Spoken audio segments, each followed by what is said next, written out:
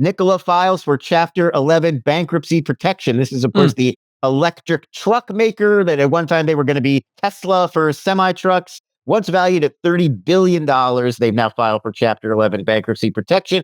They failed to find a buyer or raise funds to sustain operations. So now the plan is auction off assets, including its Class 8 hydrogen fuel cell and battery electric truck platforms and the HYLA, or I guess HYLA, hydrogen refueling highway project.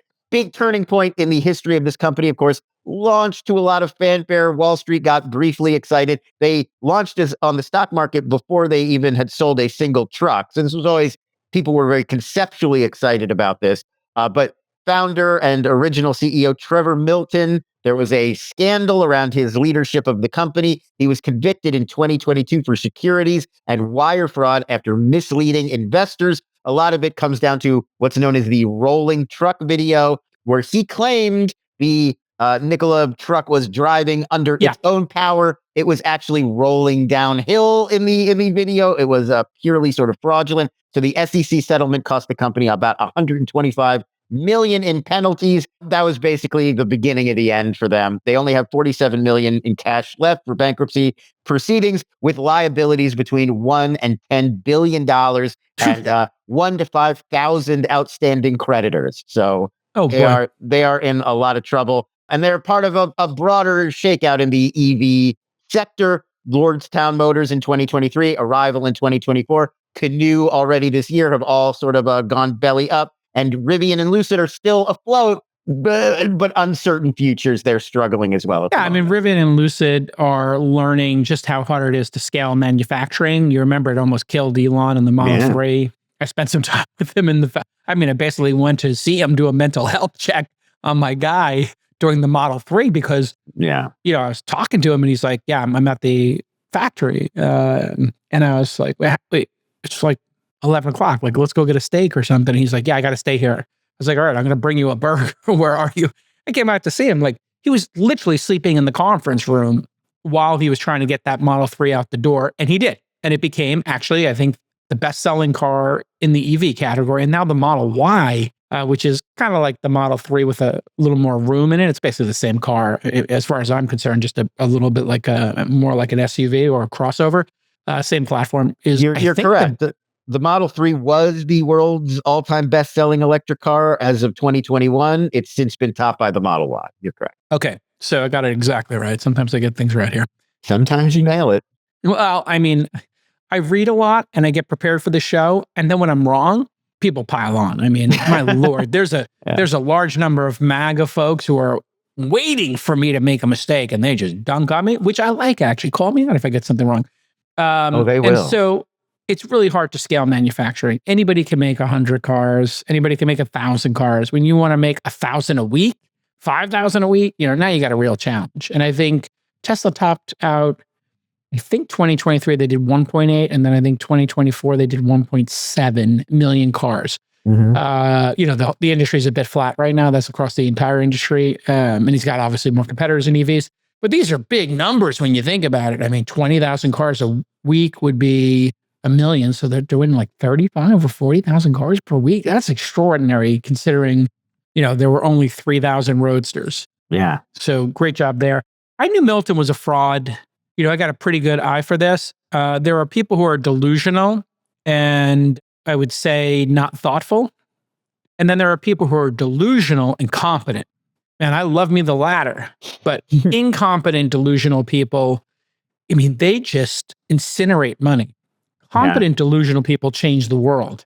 And they might incinerate some money. But, if you think, hey, I'm going to put a computer on everybody's desk, and you're Bill Gates and you're competent and you make good software and you're aggressive and you understand distribution and whatever, you might just make it happen. And that's what we do all day long as venture capitalists. We're looking for those delusional, another word would be ambitious, competent people. And it's important, my only second point here is that I want all founders to understand what securities fraud is at its core. You make a claim and then somebody buys a share of stock from you, whether you're a private company or a public company. So you make a claim and then they buy a share. If you make a claim that you know is false or you are reckless in a repeated way. And this is a spectrum here, and that's why we have courts. What Elizabeth Holmes did in covering up these wild claims and then raising money, that's where the wire fraud comes in.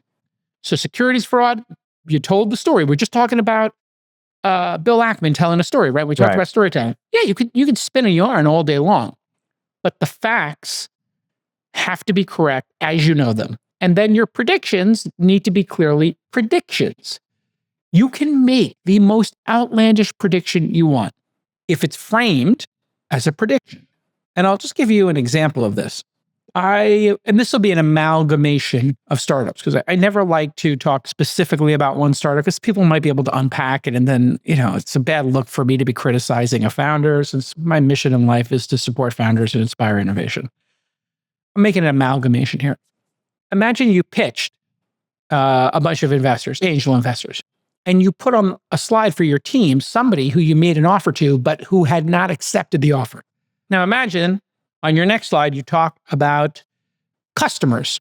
Customers, pretty well defined term of art. It's not even a term of art. It's a term. It's very binary. Like they bought something from you or they have. Exactly. And then there's people on unpaid trials. There are people who have tested your product. There are free users. And then there's something in sales called your pipeline. I have seen, imagine the same composite of a founder. They took their customer list, which had one customer, let's say, and their pipeline, which had 9 customers. And they put it on a slide that said, our customers. And those 9 people had clicked on a link and used the product, as in they logged into it maybe, or they touched it in some way, but they didn't actually put a credit card in or get an invoice or actually use it meaningfully. Now that same angel investor finds out that these facts they were pitched on weren't right, and they saved your documents and they, wrote notes. And then they come back to you and say, by the way, I'd like my money back. Company's failing, trying to raise a new round, but it's got some money left in the bank. And say, you know what? I'd like my $50,000 back. Founder says, well, you made the investment. Says, yeah, but you committed securities fraud. This person never worked at the company. And I called 3 of these customers. They have no idea who you are. So I know that these 3 aren't customers. If you were that founder, what would you do with your last 100K? You pay that guy off. Yeah, quiet him. Don't go to jail. Yeah. Because if not, that person, literally all they have to do is just email the SEC and say, I suspect fraud. Founders, let's be real. Let's keep it a buck. Finding great developers is hard. It's like one of the hardest things you have to do in our industry, especially when you're trying to run and scale your startup. But here's the good news. I got a tip that's going to save you time, money, and a ton of headaches. You need to check out lemon.io. Lemon.io has thousands of on-demand developers who can help you. They have done all the work to find and vet great developers who are experienced, who are results-oriented, and who charge competitive rate. Great developers we know are hard to find and integrate into your team, so Lemon.io will handle all of that for you. They're only going to offer you hand-picked developers with at least 3 years of experience. And if something goes wrong, Lemon.io will find you a replacement developer ASAP. A bunch of launch founders have worked with Lemon.io, and they have told me they've had a great experience. So here's your call to action. Go to lemon.io/twist and find your perfect developer or an entire tech team in 48 hours or less. And Twist listeners get 15% off the first 4 weeks. So stop burning money, hire developers smarter. Visit lemon.io/twist.